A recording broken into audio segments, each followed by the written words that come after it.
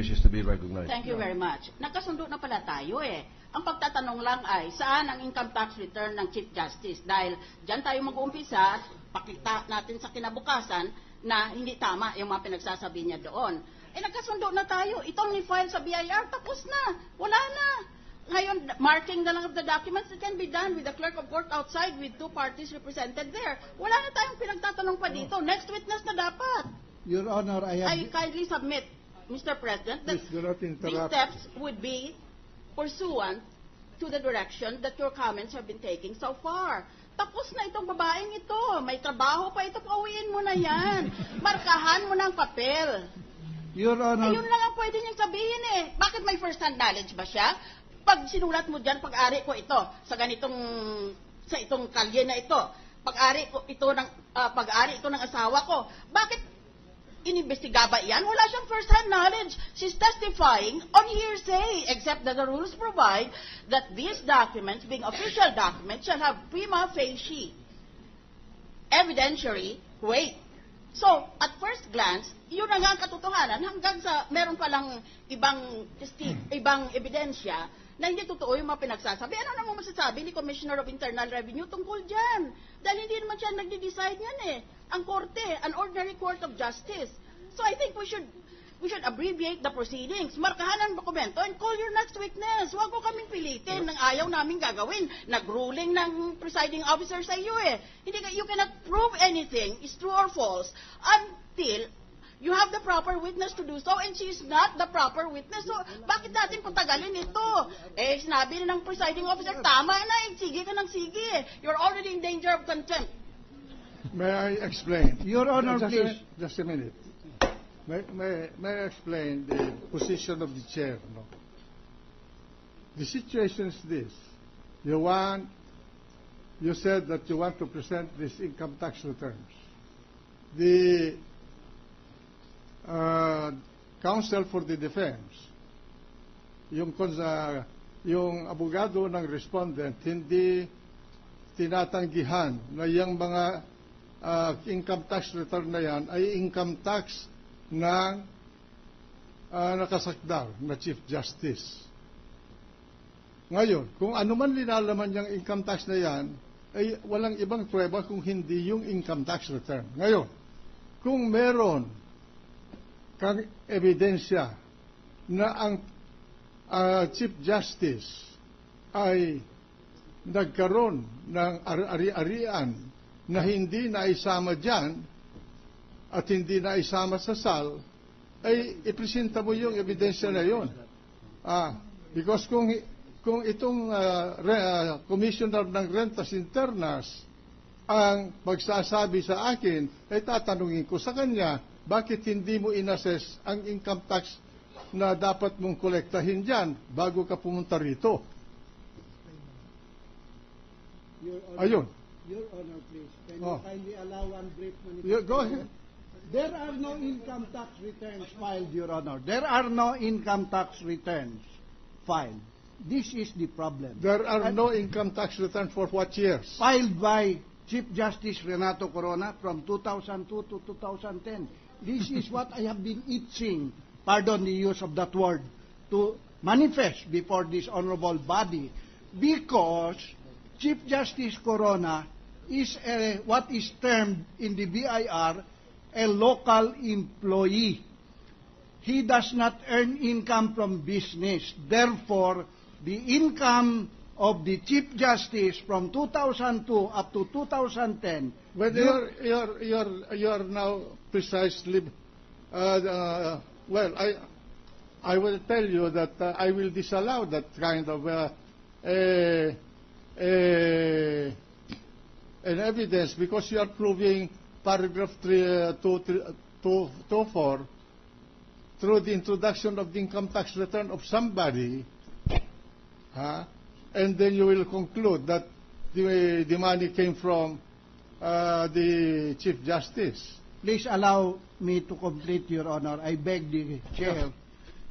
Chief Justice Corona, being what is termed a local employee, not engaged in business, does not file income tax returns. He is what is called listed in the alpha list of the Supreme Court.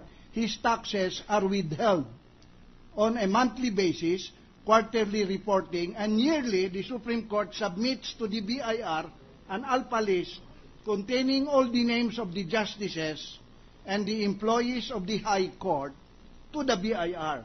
So it is really necessary to conduct some direct examination to the witness so that the income will be authenticated. But there Not is a- explained, but authenticated. You do not authenticate the income. I No, thought what the I thought- alpha list, Your Your Honor, Honor. please. I thought it was The being... counsel, please, for the defense. Go ahead. If that is directed to the defense lawyer, Your Honor, may I make this manifestation? I thought we were agreed on the proposition that the purpose of introducing the Honorable Commissioner of Internal Revenue is merely to authenticate and nothing more. To shorten the proceedings and to help my good friend, Your Honor, I am willing to admit, not only stipulate, but admit that any and all documents pertaining to the income tax returns of the Honorable Chief Justice Corona, we admit that they are authentic. What more?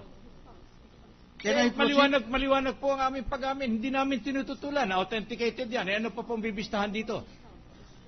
Kung yun lang ang There purpose. rules that the proposed introduction of the income tax returns of other than the Chief Justice and his wife is not authorized. Yes, Your Honor. We submit to that ruling. We only propose to limit the introduction of income evidence as far as the Chief Justice and his spouse are concerned. But But there is a practical you problem. I thought you are authenticating the SALN of the Chief Justice. That was the representation. That has been presented in the past hearings, Your Honor.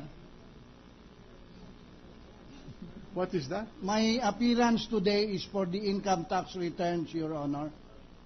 The SALNs were brought by the Clerk of Court of the Supreme Court. That was on the third day of the hearing, Your Honor. It is the ITR that is you want to authenticate. That is the subject of the hearing today, yes, Your Who's Honor. ITR? Renato Corona and Mrs. Cristina Corona, All Your right, Honor. proceed. Thank you, Your Honor. Yeah, proceed to authenticate the ITR of the pertinent ITRs of the Chief Justice. Thank you, Your Honor. Madam Witness, did you bring the ITRs or other income documents of Chief Justice Renato Corona as required in the subpoena? The question, Your Honor, is too general. And other documents, what are those documents? Specify. Fine. I beg permission to delete that phrase. Thank you. So will you kindly reform the question for the better understanding It's of the witness? chair who should be making the ruling, Your Honor. That's Not counsel. May I I object That's why- to that, Your Honor. order. That's why I'm making a manifestation. May Will you kindly- I request the counsel for the defense not to make any remarks that will cause irritation to I apologize, Your Honor. the Especially counsel to for my the- learned colleague, Your Honor. the lawyer representing the prosecution. Proceed. With your kind permission, Your Honor. Madam Witness, please tell this Honorable Impeachment Court whether Chief Justice Renato Corona filed income tax returns for the period 2002 up to 2010 as required in the subpoena. He did not file any income tax return for tax year 2002 up to 2010. Do you, however, have a record of his income considering the Well- function of the BIR? Record of income, Your Honor. May we be permitted to place on record our objection. Again, this tends to prove that which is prohibited by the order of this honorable court, Your Honor. No, Your Honor. Counsel We are for very clear on that. No, Your Honor. order. Mr. Counsel for the prosecution. You are asking if the Chief Justice filed any income tax return for the years involved, and the answer is no. That's the end of the matter. If